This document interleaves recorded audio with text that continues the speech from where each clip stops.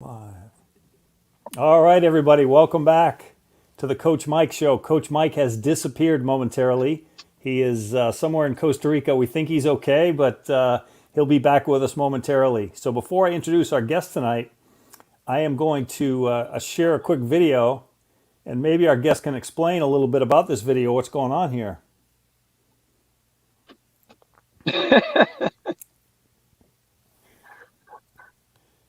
I'm trying. Okay, I think I know what's going on here. I remember this incident. These were two teams that could not keep score, and they were self-officiating, and they kept arguing about is the score, and they could never remember. And I'm talking all four of them could not remember what the score is. And typically in a situation like that, I'll make sure that they get on track again. But these guys were pitiful. And so I ended up finishing off refereeing the whole match for them. And, you know, I tell you, it just so happened that the same thing happened in Philadelphia. The same guys had the same issue. I got called out to the courts and had Wow. to go and officiate their match once again. Well, So, These things that's happen, Byron. huh? I'm sorry. I'm apologizing in advance. I'm in Costa Rica, and the weather's pretty bad here tonight, so I lost the call, and I'm back on. And thank you very much for coming on the show, Byron. I appreciate your time. Not a and problem. we missed the introduction. So if you pickleball fans don't know who this fine gentleman is, one of the best referees in the sport of pickleball, and certainly And he he's and his humble wife about it, too. do an amazing job. So Byron Freso, thank you for joining us tonight. Okay. Thank you. It's my pleasure to be here. So Byron, let's first get into Coach Mike's favorite question. How did pickleball find you? It found me about 10 years ago in Florida. Um, well, sorry, one second, guys. Sure. Something really quick happened.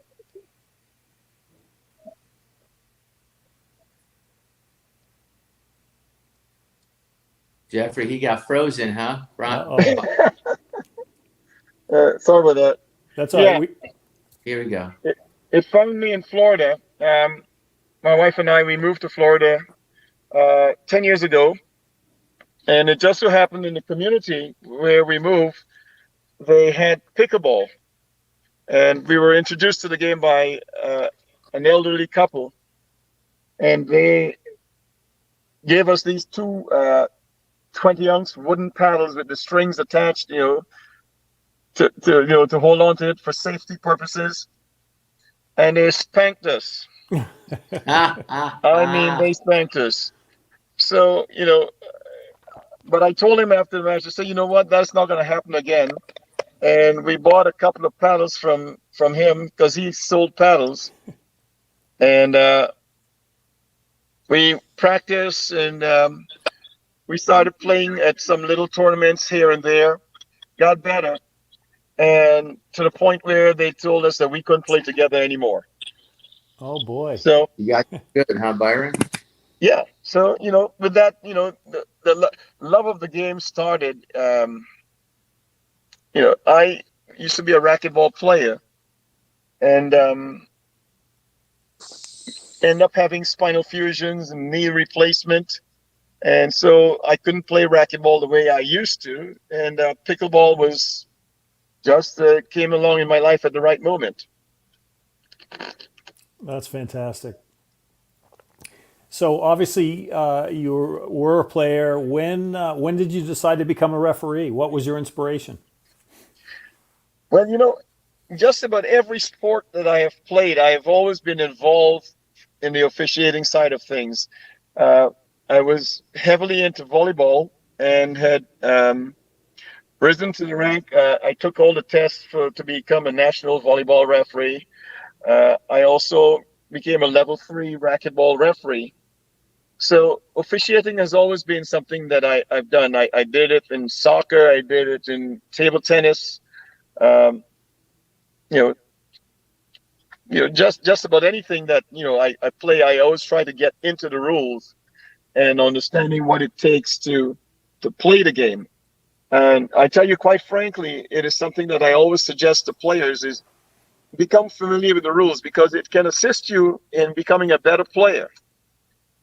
You can take advantage of your opponent in different situations when they don't know the rules and you know it, and you utilize it to your benefit. So That's a great suggestion. So, how long ago do you think was that? how long ago? What? How long do you think it was ago that you decided to become a referee? Uh, Pretty much almost right away because once we learned to play the sport, we went out to the first nationals that we went to was 2011, and I started officiating at that nationals. Uh, because they back in those days they used to call in the stands. We need referees to come and help us referee matches, Right. and so I would volunteer, and I got pretty good at it, and to the point where they were asking me to referee bigger matches, the more high profile matches, and so the trend continues to this day. That's fantastic. Mm-hmm. So you were telling us we know you're in a motorhome. You just drove. You did the tournament in Philadelphia over the weekend, and now you're all the way up in Chicago. How Yeah. long have you been on the road, and is it something you enjoy, or you wish you were home base somewhere else, or what's the thought rationale on that? No, I tell you, I both my wife and I we love this lifestyle. How we got involved with it is kind of real funny. We had taken a long road trip for about a month up to the UP in Michigan and coming around Wisconsin and back down to Florida. And I was at a tournament in Punta Gorda and met this gentleman who was a former police chief for Atlantic City. And we got to talking, and I told him that we had just got back from this road trip. And he said, you could have done that in an RV. Because he asked me, where did you stay? I said, with, friends and families and hotels and timeshare. And I said, you could have done that in an RV. And I said, really? I didn't think about it because I've always seen RVs on the road and just looked at them as big buses, rolling by and someone is driving them and not really keyed in on them that much. Uh, but he told me that him and his wife and this other friend that was with them, they were full-time RVers. I mean, they literally sold everything, lock, stock, and barrel, home, farm, the whole works, and they were on the road for the past 10 years. They were full-time RVers. And I was intrigued by the idea. So I went and I mentioned it to my wife, and I tell you, she got very excited about the idea of RVing. And I think from the day that I mentioned it to her, we 30 days later to the day we were on the road, researched, bought an RV, packed up the house, packed up the coach, and hit the road. And that was in Mm-hmm. 2013. And Wow.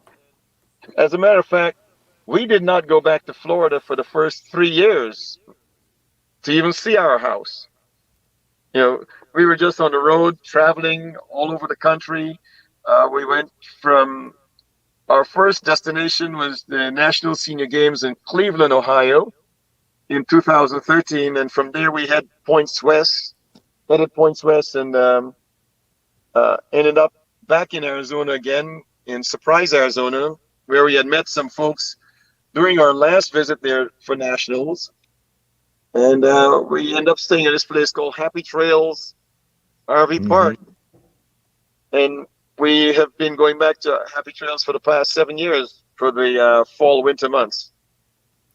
Byron, is it fair to say that pickleball has changed your life incredibly? Oh, tremendously. I tell you, when I could not play racquetball at the level that I was playing, excuse me, I was a bit frustrated. My wife had an outlet. She ran every day, and in running, she had something to do. I was not a runner. I did not enjoy running, so I couldn't run with her. Um, and so falling into pickleball at that time to me was almost like a godsend, because it not only motivated me, it excited me, and it changed a lot of things in my life and in our lives, I should say, because I cannot tell you the amount of friendships that we have gained through pickleball. Uh, it's unbelievable. I cannot really measure how much it has meant to us uh, in any form.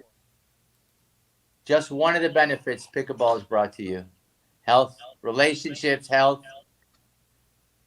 I'll tell you, from a health perspective, it has been a tremendous benefit to me, because, like I said, at the time, I had gone through a knee replacement. I had a spinal fusion, and I had to find something to do in terms of exercising. And as it turned out, pickleball was the one sport that I could do that did not cause me the kind of pain that I would experience if I tried to pick up a racquetball racket again. I'm a pretty good table tennis player also. And if I played table tennis, I mean, it was excruciatingly painful. Okay.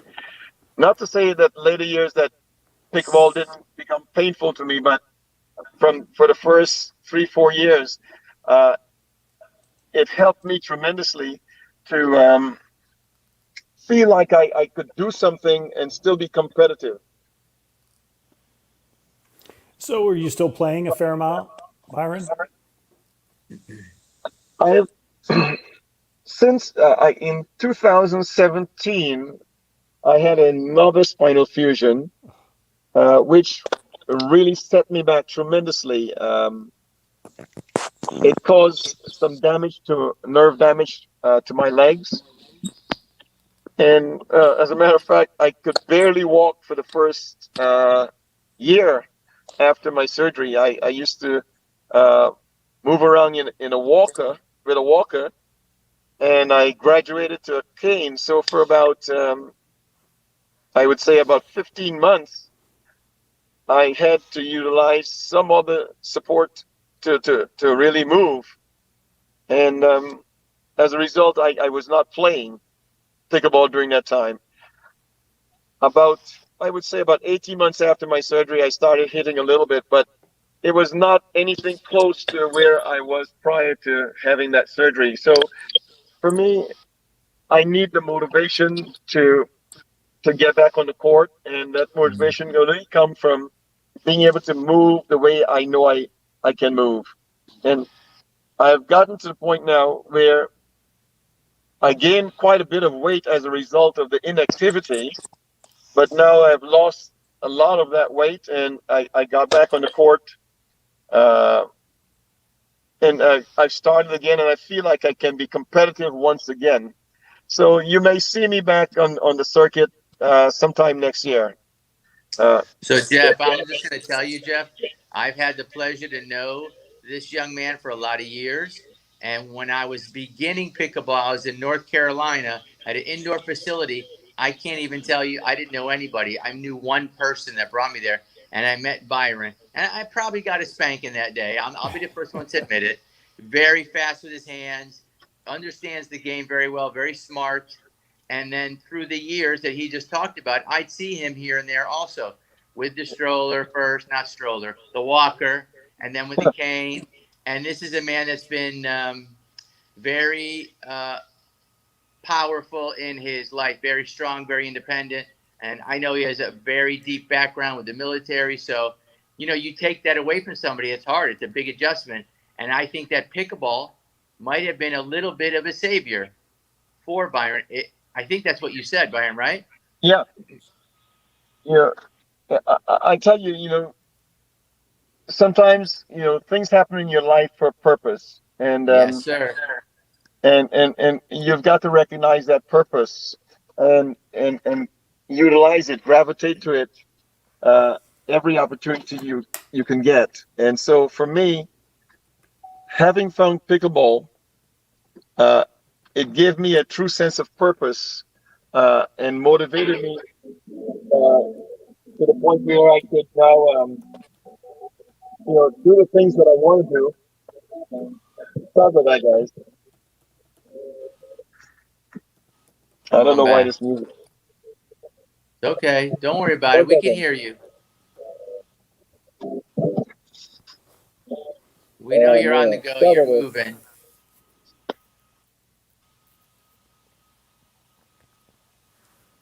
There you go. You're back. Yeah. Sorry. Sorry. These Yeah. things happen. Yeah. So finding that purpose for me uh, was something that I gained from pickleball, and more so the friendships that have been created as a result of this sport. There you I, I, go. I can't tell you, you know, I meet people all over the country, from Washington State to Florida, from the tip of California to Maine, and states in between. Right. And I know oftentimes people say, "Hey, Byron, you remember me? I met you in Oklahoma City." And I said, "Yeah, but I just can't remember the name. I can remember faces, but I can't always remember names." But I tell you, man, the way people reach out, and they are so inclusive that I wouldn't have it any other way in my life right Good. Good. Good. Good. That's great. So, Byron, what advice would you give someone who is considering getting the referee certification? Obviously, you said it's good for players, to get an advantage on a competitor. But what if somebody, wants to be a referee on the sidelines like you are and your wife? now. Well, refereeing, I'm going to tell you this, in all honesty, refereeing is not for everyone. That's right.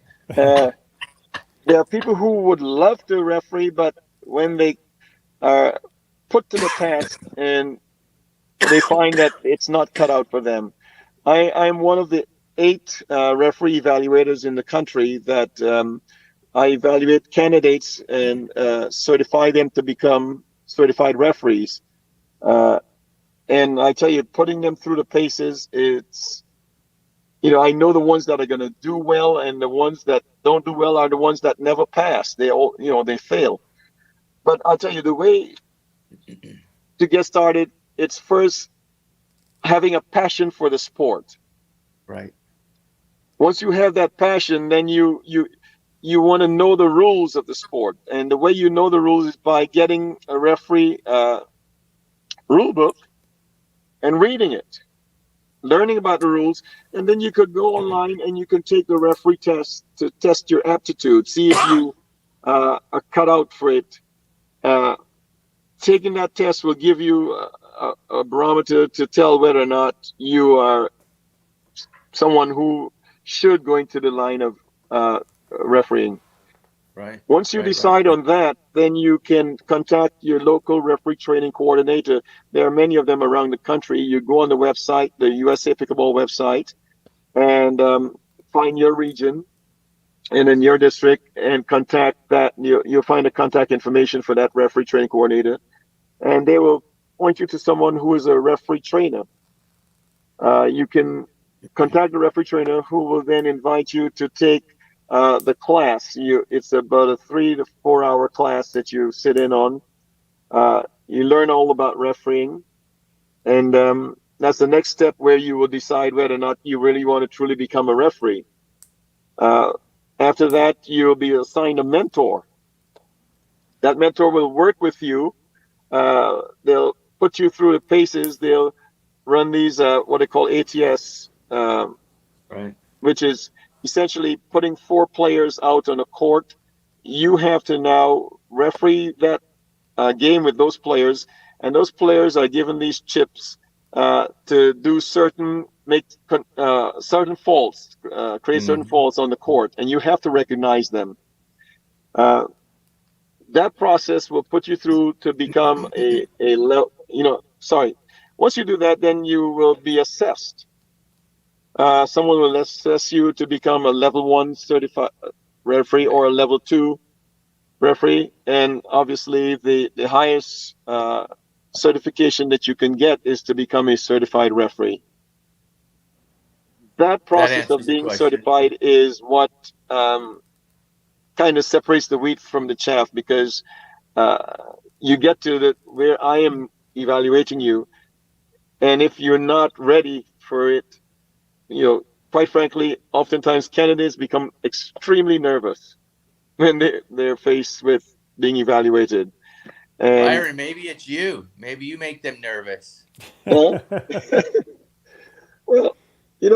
I always tell candidates, I'm not here to fail you. I'm not looking for gotchas and trying to make sure that you don't pass. I'm here to pass you. Correct. You will fail yourself.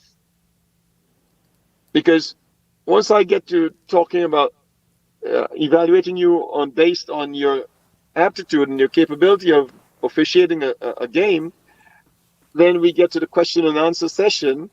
I make sure that you really truly understand the question that I am asking you. And once you are clear on the question, then I'm expecting you to give me the appropriate response. Yeah. If you cannot, then that's not good. Okay, but I try to put candidates at ease from the start. I even go as much as to give them a warm-up match where I actually stand and observe them, so that they understand that what it would feel like when I'm actually doing it for real. But I'm just observing, and then I give them my feedback, and then we get into Byron, the real thing. you're just like a coach. You're coaching them to win. Oh yeah, Yeah, of course. definitely, because like I said, it's not for everyone, but certainly the ones who have the aptitude. I mean, we've got some fantastic referees who have gone through the process and have become certified referees, and I can be more pleased as punch than to welcome them to the ranks. And anyone who wants to become a referee, I would do everything within my power to help them achieve that status. Good. That's great. Hey, Byron, when we're talking, there's people typing in questions. So I'm just reading one of the questions that came in, and they're asking about when your career started with Onyx. Had you been with any other company? Were you just with Onyx? And how did that mold your career with pickleball? It's funny how I ended up with Onyx. I've been retired for about 12 years, and I sold my company and was pretty much driving around the country with my wife. And I got a call from senior vice president of Escalade Sports, which is the parent company for Onyx. And he says, "Hey, Byron, we heard about you everywhere we talk. We try to find someone for the job we have, and your name kept popping up, and we would like to offer you a job." And I said, "Whoa, whoa, whoa, whoa, whoa! Wait a minute! I'm not Slow looking for a down. job." Slow Okay. down. And he said, "No, it's not like that. We want you to run this team. You can choose the people who you want to have on the team. You sponsor them. You write their contracts, and you manage it. And in addition to that, get an opportunity to dabble with some product development." And that excited me. The fact that I can go out there and look at potential players to sponsor and bring them on board was something that, if you had told me you were going to pay me for it, I said, "No, you're crazy. I'll do that for free." But, I'm thankful that Onyx has, they've compensated me well. And, I'm still excited about working for them. And so, we'll see how it goes. Good. That's great. Couldn't have happened to a nicer guy. I appreciate that, man. So Byron, at a few tournaments this year, I haven't personally been at one that has it, but I've seen a few that now they have some replays taking place. What's your thought on replays in pickleball? I like it from the aspect of the viewers. Uh, Look, no one is perfect. Okay, referees are going to make mistakes, and sometimes that replay can really showcase that mistake a referee can make. But I think if you want to get things right, if you want to show the viewing audience what occurred from a particular shot a few minutes ago, yeah, I'm all in favor of it. Um, the whole idea is, we're advancing this sport, and we need to get with the times with all the other sports that has that capability. So, Great you know, point. Very well I'm said. all. Good. That's fantastic. What so far? What's your favorite pickleball facility, Byron? My I know you've been to favorite many. pickleball facility. Aye. You probably have a few, but if you could pick one or two, what comes to your mind first? I really love Palm Creek in Casa Grande. Okay. We've heard that Yeah, before, haven't we, Coach? they've Yes. got 32 courts, four of them in a pit, and they're well kept. I mean, they're well lit, and it's no wonder that Nationals was held there for 3 years. Mm-hmm. You know, but I really love that facility. If I were to, I know there's a new one out there now in Arizona Legacy. I haven't seen it yet, and I'll be there in a couple of months. Um, but for me right now, Palm Creek would be my number one choice in terms of Okay. pickleball venues, because not Beautiful. many places you can go and have 32 courts all partitioned with easy access to every court, not disturb players as you try to get onto the court. Right. Well said. Good point. Not a lot That of is a people great have point. seen it. They don't know about it. You sounded a little fuzzy for me. I'm not quite hearing you. Jeff, go ahead. Oh no, that's a great point. I just saw some courts built 6 months ago, 8 months ago, and you have to cross other courts to get to them. It just doesn't make any sense. Right. All right, how about this one, Byron? I'm sure you've seen some crazy things on the pickleball courts. Why don't do you have a couple stories you'd like to share with us? Oh, he's probably got a plethora of stories. Oh, Lord of mercy. I can go into my archives, or I can tell you what just happened recently. Hey, you Sure, go to can tell us recent. Go to whatever you'd recent. like, Byron. you know, and this one has to do with kind of my role as the head referee for the APP tour, and how it can be. You've got to be dispassionate about things. As I'm passing, I hear a player says out, and the next thing I know is that player is yelling at me, Byron, Byron, Byron, you need to come here. You need to change this referee's mind, because he screwed up. And so I walked over to the fence and tried to understand what happened. This was game point, match point, gold medal Oh, for this player on that out call. Okay. The referee, the opponent, this was singles, by the way. The opponent appealed, and the referee said, I saw the ball good. Okay. That should So be the end of therefore, it. huh? That should be the end of it. Well, no, because this now continued the game, oh, okay. right? They have to play them, because if it was a wrong call, the referee overruled the call. Right. You continue play. The problem is that when this player saw me and yelled at me, he said, this was a player that knew me, is a player on my team, on the Onyx team. Oh boy. And, I said I cannot do anything about this. There's nothing that I can do. First of all, it's a judgment call and on a judgment call, I cannot overrule that referee because I didn't see the play. Right. But he kept harping, you've got to change his mind. You've got to change his mind. No, this is not right. And I can understand the passion that he had because this is a gold medal. Right. Sure. He tasted the gold medal. It was in his hands on that out call. And so But Byron, even let me ask you a question. Even if you saw that, I mean, can you overrule something like that walking by a court?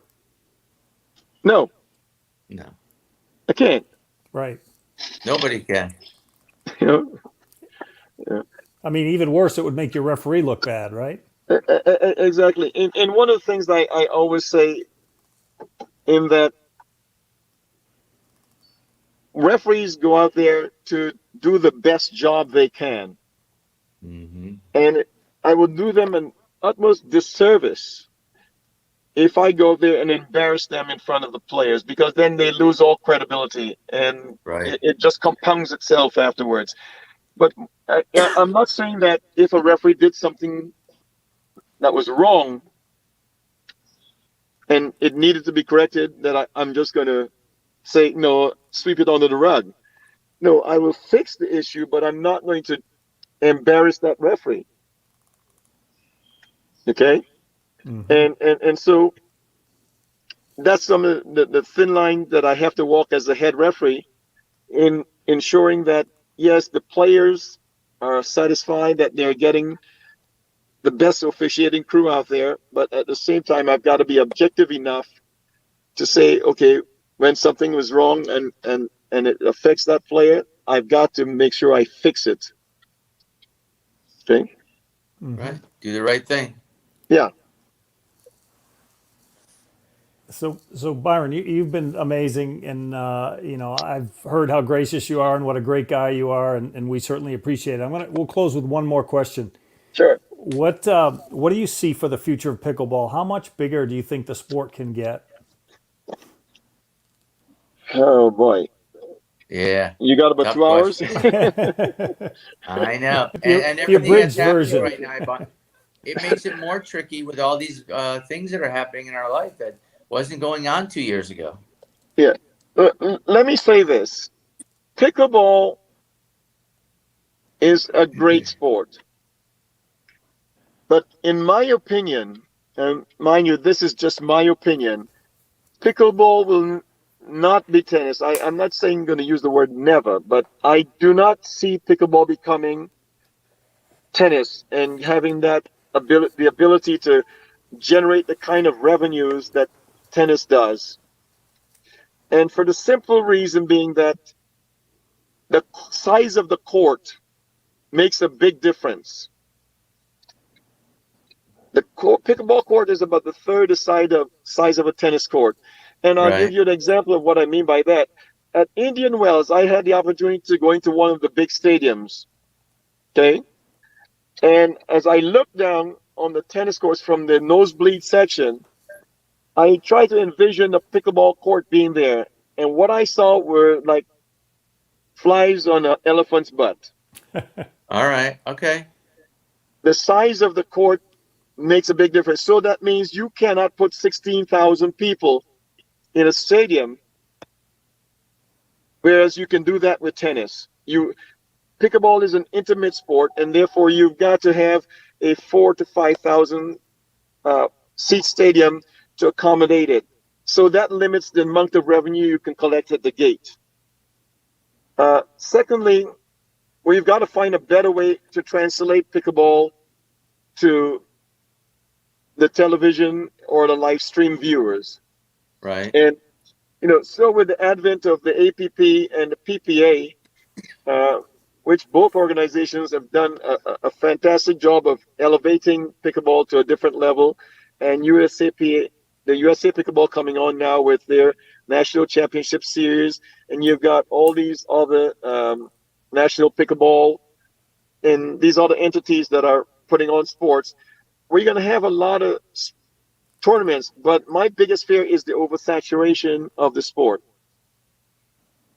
You know, too many tournaments every weekend, tournaments upon tournaments, tournaments overlapping tournaments. And I think we need to go for the quality as opposed to the quantity.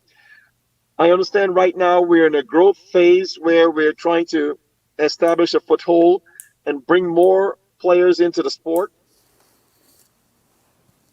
They're coming, but the issue is that we're not going to be that big where it is completely sustainable by itself. Another thing, if you want to look at it another way, there's a reason why you have to have pro tournaments with skill level tournaments combined, because the monies for the pros oftentimes come from skill level players if the tournament cannot find the big sponsors to pay for it. Right. And so selling it to the big sponsors now becomes a challenge for every tournament operator. Okay. We are not ready yet for the Mercedes and the Rolexes and State Farms to come in and dump $1 million+ on us. We've got to first create this sport as a spectator sport for them to really be enticed to want to participate. I think this guy, Rusty Howe from Pickleball Channel, said it best for me. And it was a hell of an analogy. If you go into a bar and you see two guys arguing over a football game, they're watching the game and they're almost coming to fisticuffs because the one believes his team is better than the other team and vice versa. And you walk up and you ask him, why are you so interested in this sport? Have you ever played football before? And the response most likely will be, no, I've never played football. So why are you so excited about watching this sport? Because I love love football. But they have never played it. And I think right now, pickleball is more of a player-spectator sport than it is a spectator that wants to enjoy the sport just because they love watching it. And if we can develop those spectators, and that can come from the live streaming and getting on national television, the ESPNs and the Fox Sports and the CBS Sports, that's going to take some time to develop. So it's a slow process, but I hope we don't push it to the point where we just get people totally bored with the sport and get turned off by oversaturating the airwaves with every weekend, every day a tournament.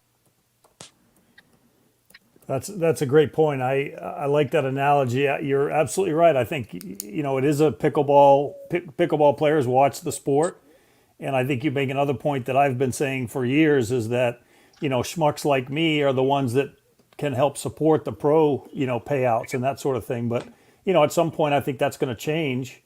When they go to pro only events and they do bring in some of these sponsors, and they obviously have to figure out some of what you talked about. Yeah, and don't get me wrong, not all of the monies from the skill level go to paying the pros. It certainly goes to offset the cost of running the tournament. If you're looking at renting a facility, getting tents, getting people who are going to work with you, whether it's paying the referees, which can be an enormous bill for tournament operator. But it's finding, all the other things ancillary things that goes along with running a tournament. Right. Getting to pay the pros is something that primarily you're hoping that most of that money come from sponsorship. The sponsors that pay the $5,000 or the $10,000 to advertise at your tournament. That kind of money you hopefully will make up the price for us. But if there's a shortfall there, then you got to dig into some of the monies that you earn from the skill level. Now, this is why sometimes a tournament may advertise that they're a $25,000 tournament, but there's a caveat that goes with that Sure is. advertisement. If they meet the minimum requirements for a bracket, so for example, in most cases it's 8 teams, then you get the full payout. But if they only have 6 teams, then you don't get the full payout. So that 25,000 might turn into a $19,000 payout tournament. So true. See? Sure. Not a lot of So, people. huh? Not a lot of people, especially the that play the tournament that make up the this percentage that registration money referred to the level. There's always going to be a vast majority of those players, and without those, you're left with just still a smaller percentage, and that's the same kind of thing. It's have to grow. That, I Yeah. think we get the idea what you're saying, Coach, but you're breaking up a lot. So, Yeah. Yeah. And let me just add one other thing. We cannot have the tail wagging the dog. And what I mean by that, it's only about 10% or less players that play tournament. The other 90% are recreational players. that's correct. And so if we really want to grow the sport, we've got to grow it at the recreational level and not let the tournaments be the driving factor. We've got to do things for the recreational player that would excite them and want them to continue playing. And from them, we can get those tournament players. But we cannot 100% focus on tournaments and not care about the recreational side of things. And just because people are going to play, we're going to give them a haphazard or way of playing the sport. Bad courts, lack of support, improper nets, and all these type of things. Yeah.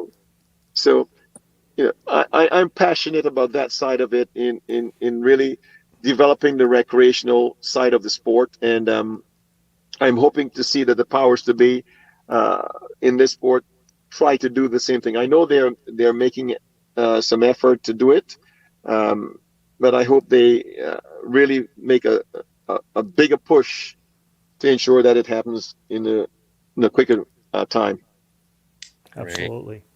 Hey, Well, Jeff. Byron, one question did come in, Byron. Well, as we close out, do you think rally scoring's ever going to be a part of Ooh, tournaments? And tisk tisk tisk tisk tisk. Rally scoring. Let me see how I can get myself into trouble here. And I'm speaking from a referee standpoint. I can enjoy rally scoring for singles Okay. because in singles, oftentimes it's side out, side out, side out, side out, point, side out, side out, point, side out, point, side out, side out. And so every time you turn that score sheet for the team that just won the rally, you mark that point. So if team A scores 3 points and it's 3-0 and then they lose the rally, you turn the score sheet because it's team P going to serve. So you mark a point for team B right away. So it's now 1-3 serving. They score 2 points. Now it's 3-3. They lose the rally. You turn the score sheet. It's 4. So it's now 4-3 serving A to B. And so that's very easy and straightforward. I think we would have to go somewhere to 21 to 25 points in singles to make it feel like you've really played. The challenge, however, and that someone has said to me, is that the effort that it takes to come back from a 10-1 deficit would not be there if you have rally scoring, because one side out from a 10-1 deficit and the game is over. Okay, but we all have known people to come back from a 10-1 deficit and win 12-10. Correct. Yeah. We've known people who've come back from a 10-0 deficit, I know, and won 12-10. I know in one tournament, this team was down 14-1, came back and won 16-14. That couldn't happen in a rally scoring game. Of course.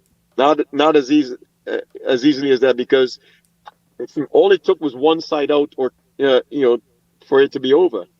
Right. And so I think that, I'm not saying that would be the case, but in badminton they've gone to rally scoring for the past, I think, 14 years. In volleyball, it's been about the past 20 years that they've gone to rally scoring, and it works well for those two sports. But there's something about pickleball for me in rally scoring that would not make it as challenging as it is right now. I can understand from a broadcaster's perspective, the television people, maybe perhaps the IOC, wanted to be able to determine a time when the match will end. And you can do so much easier with rally scoring than with the conventional scoring method. True. Because we've known matches to have gone from half an hour to 2 hours. For anyone scheduling matches for a day, that is too long and too unpredictable. Sure. So the easy way out of that is through rally scoring, which you can predict more that perhaps a match will last 25 minutes, 30 minutes, and it's over. And you can plan, for example, you want Ben Johns to come on at 2 o'clock, you want Tyson McGuffin to come on at 3 o'clock, you want Simone Jajing to come on at 4 o'clock. It's more predictable, and you can define it more with rally scoring, unlike with conventional scoring, especially in a double elimination format. You cannot do what they do in tennis right now with pickleball, because A, conventional scoring, and B, double elimination. So those are my the challenges and the pros and cons that, as I see it, for rally scoring. Well said, Byron. That's excellent. Byron, we've so much appreciated having you. You bring an interesting perspective to our show, and it's just wonderful. We all know what a great guy you obviously your wife is as well, and we look forward to seeing you on the courts in the not too distant future. So thank you so much. So Byron, where are you heading now? What state are you in?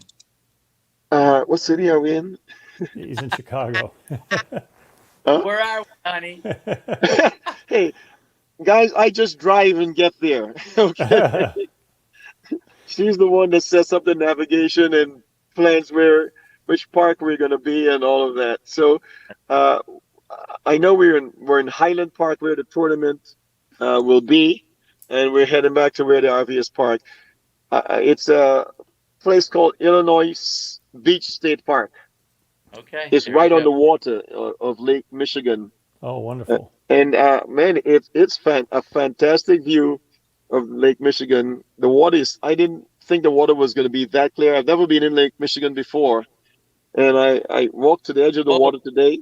It was so clear. And cold. Yeah. I don't have to swim in it. Well, Byron, thanks again. I'll look forward to seeing you in a couple weeks in Atlanta, and we certainly appreciated your time tonight. Certainly, it's my pleasure, man. And anytime, I'd love to come back and discuss this some more. That would be great. Thanks so much. Yes. Okay, Jeff. I want to anybody that's watching, I'm here in Costa Rica. I'm checking out a great opportunity for pickleball groups. It's in Tamarinda. I don't know if you know where that is, but there's so many houses here. I'm staying at Hacienda Pinella. And he is a local guy from Florida that's here 6 months of the year, and we're checking out the place. So sorry for the confusion with the technicalities and communication getting turned off. But, Jeff, you did a great show. Byron's an amazing guy. He sure is. You only got a tip of the iceberg. So, Coach, tell us about the resort down there. I know we had Monty and Cindy on last week. Yes. Monty and Cindy run this place. They are here, and I'll be posting some information. Believe it or not, we have Scott Golden here as well. He just happened to be here at the same time, and he's been posting a lot. I'll also post stuff, and it's just a beautiful place. It's so relaxing. Pura Vida is the name that they always say here because it's such a peaceful environment. All the people are so nice. Yes, we're tourists here, but we're in the slow part of the season, and it just happened to be a rainy season right now. So we kind of got rained out. It had a whole different setup, but a storm came in, and specific place that we're at is like you're the king and the queen. And we'll be back. We'll come back with couples. Jeff would like to grab your wife and come. It's extremely affordable and it's so much fun. Yesterday we got covered with mud. We did four-wheeling. Oh, nice. So you think of it, it's here, it's available. The beaches are gorgeous. Monty has all the relationships with the people. He has been here for years. He has family here, and it's just the food is phenomenal. And again, be on the lookout because I'm going to post more stuff. Scott Golden's here. He posted a lot of things here as well. And he'll probably bring people here with his groups. It's just a wonderful place. It's safe. It's super clean. And it's very affordable. That's That's awesome. Well, Coach, enjoy the rest of your time there. We will see you right back here again next Tuesday night with another amazing guest. Surprise guest next week, Jeff. I promise you. Sounds good. All right, everybody, have a good night. We'll see you next week. Thank you very much. Bye, Jeffrey.